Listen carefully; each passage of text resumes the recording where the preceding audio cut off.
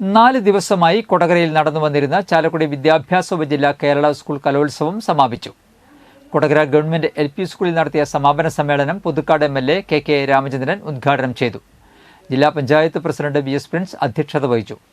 കൊടകര ഗ്രാമപഞ്ചായത്ത് പ്രസിഡന്റ് അമ്പിളി സോമൻ സമ്മാനദാനം നിർവഹിച്ചു.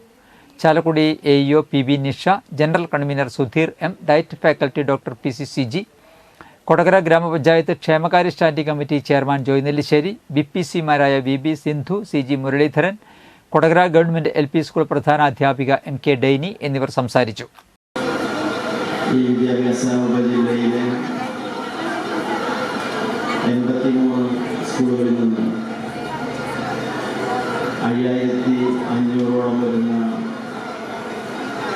കുട്ടികൾ പങ്കെടുത്തിട്ടുള്ള വലിയൊരു സ്കൂൾ കലോത്സവമാണ് ഇവിടെ സംഘടിപ്പിക്കപ്പെട്ടത്.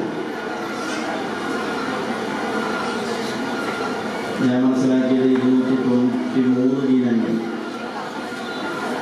ഈ കലോത്സവത്തിൻ്റെ ഭാഗമായി